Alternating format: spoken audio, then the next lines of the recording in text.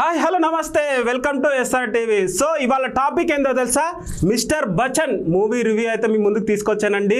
Movie ఇప్పుడే చూశానండి, నాకైతే మూవీ అనేది యావరేజ్ అనిపించిందండి. అసలు హరీష్ శంకర్ రవితేజకి ఏం చెప్పి ఒప్పించాడో మరి అయితే నాకు తెలియదండి. అసలు స్టోరీ ఎలా ఒప్పుకున్నారో కూడా నాకైతే అర్థం అవ్వట్లేదండి రవితేజ గారు. అసలు రవితేజ గారు యాక్టింగ్ని మెచ్చుకోవాలంటే ఈ మూవీలో అయితే నాకు యావరేజ్ అనిపించిందండి. ఎస్పెషల్లీ సాంగ్స్ అయితే బాగా అనిపించినాయి మూవీలో. సత్య గారి కామెడీ అయితే నాకు వావ్ అనిపించిందండి. అసలు సినిమాని ఒక రేంజ్లో తీసుకెళ్ళాడండి సత్య గారు.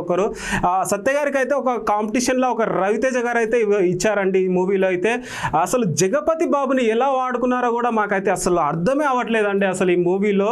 అసలు ఎస్పెషల్లీ మ్యూజిక్ డైరెక్టర్ అయితే ఒక కీ రోల్ పాటించాడండి ఈ మూవీకి అయితే. సో ఓవరాల్గా మీ మూవీ చూడాలంటే వన్ టైం వాచింగ్ అండి. మూవీ అసలు నాకైతే యావరేజ్ అనిపించిందండి.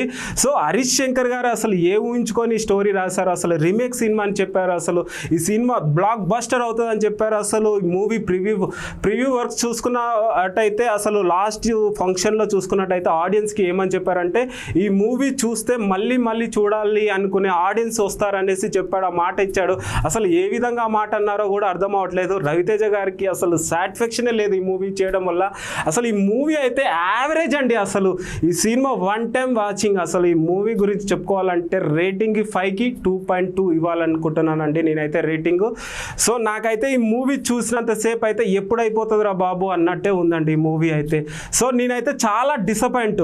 సో నెక్స్ట్ మంచి మూవీ చేయాలని హరీష్ శంకర్ని గట్టిగా కోరుకుంటున్నామండి. సో ఇలాంటి మూవీస్ అయితే తీయొద్దని మేమైతే గట్టిగా కోరుకుంటున్నామండి. ప్లీజ్ హరీష్ శంకర్ గారు ఇలాంటి మూవీస్ అయితే తీయొద్దు. నెక్స్ట్ మీ నుంచి అయితే మేము గట్టిగా మంచి బ్లాక్ బస్టర్ మూవీస్ తీస్తారని అయితే హోప్స్ పెట్టుకుంటున్నాము. So thank you so much. మంచి మూవీస్ తీసుకురావాలని అయితే మేమైతే ఈగర్లీ వెయిట్ చేస్తున్నామండి. Thank you so much.